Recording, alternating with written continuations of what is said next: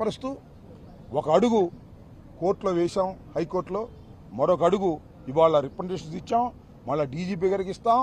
తర్వాత మళ్ళా వాళ్ళు యాక్షన్ తీసుకోకపోతే రీజనబుల్ టైంలో we will go to the courts, న్యాయస్థానాలకు వెళ్తాం, హైకోర్టుకు వెళ్తాం, అవసరమైతే సుప్రీంకోర్టు కూడా వెళ్ళి దీనిలో న్యాయాన్ని నిగ్గు తేల్చే విధంగా లాజికల్గా దీనికి ఎండ్ జరిగే విధంగా ప్రయత్నం చేస్తామని మీ ద్వారా రాష్ట్ర ప్రజానీకానికి ఈ సందర్భంగా తెలియపరచనున్నాను. ఒకే ఒక పేరు పెట్టారు, ఇన్ని పేర్లు పెడితే ఒకే ఒక పేరు పెట్టారు, ఎవరి పేరు అండ్ అదర్స్ అని పెట్టారు. ఏమి యాక్షన్ తీసుకోవాలి? టిల్లో ఎంత దుర్మార్గంగా ఉంది అనేది ప్రజలు తెలుసుకోవాలని కోరుకుంటున్నాను నేను. అంతే, దీనివల్ల ఏమవుద్ది ఏంటంటే తర్వాత విషయం, ప్రజలు దీన్ని తెలుసుకోవాలని నేను కోరుకుంటున్నాను.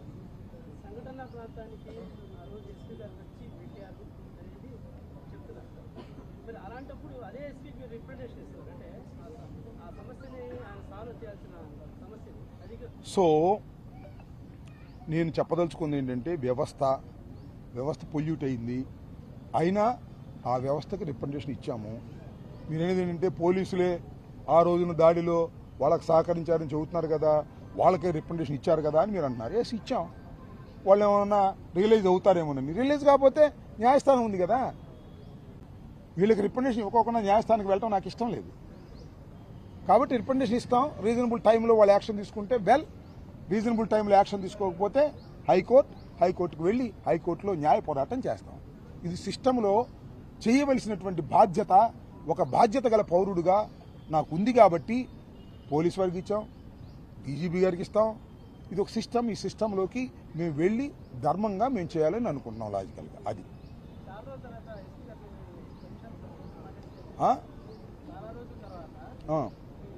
చాలా రోజుల తర్వాత ఏమన్నా అసలు మా ఎస్పీ గారు వచ్చినప్పుడు మేము కలవాలా, ఇదే రిప్రజెంటేషన్ కలిసాం. ఆ రిప్రజెంటేషన్ తీసుకున్నారు గౌరవంగా, దట్స్ ఆల్. కూర్చోబెట్టి మాతో ఏం మాట్లాడింది లేదు, ఏమీ లేదు. ఆయన డ్యూటీ అయింది, మన డ్యూటీ మంది. ఆయనకుండే ఇబ్బందులు ఆయనకుంటాయి, మాకుండే ఇబ్బందులు మాకుంటాయి, మీ అందరికీ తెలుసు.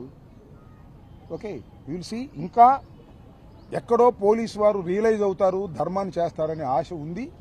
ఆశ కూడా అడుగండినప్పుడు హైకోర్టు ఉంది, సుప్రీంకోర్టు ఉంది, న్యాయస్థానాలు ఉన్నాయి.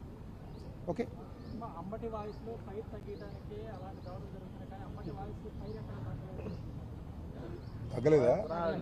తగ్గలేదా?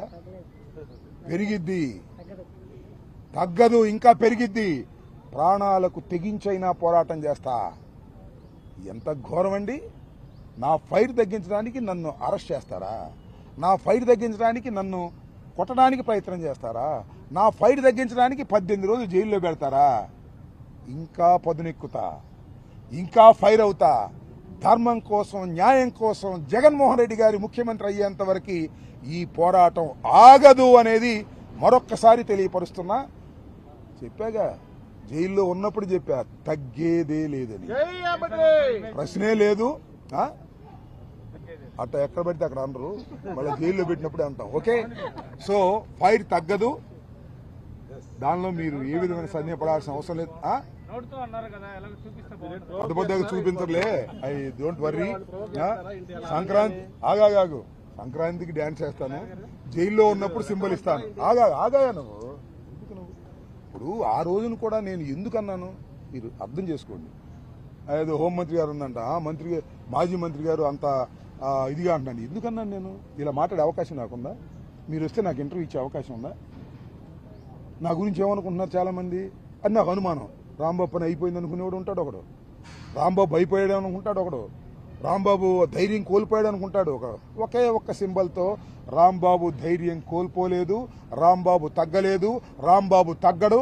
కేసు మీద కేసు పెట్టినా, పీటీ వారెంట్ మీద పీటీ వారెంట్ పెట్టినా, లోపల ఎన్ని రోజులు పెట్టినా తగ్గేదే లేని చెప్పడానికి సింపుల్గా ఒకే ఒక్క జెక్చర్తో మీ అందరికి అర్థమైంది కదా.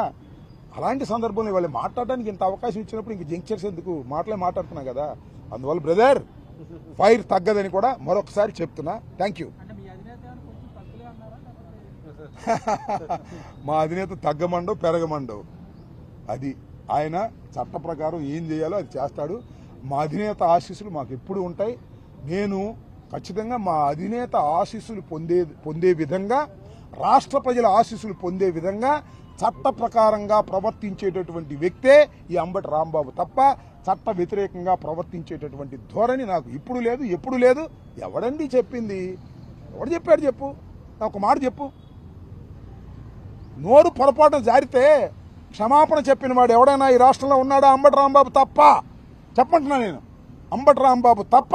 నోరు జారితే ఆవేశంలో క్షమాపణ చెప్పినటువంటి వ్యక్తి చివరివాడు, మొదటివాడు అవుతాడు అంబటి రాంబాబు. నాకు జ్ఞానం ఉంది, నాకు ఏది తప్పో రైటో గ్రహించే శక్తి ఉంది. ఆ క్షణంలో గ్రహించలేకపోయాను, ఎమ్మటే వచ్చి చెప్పాను కదా.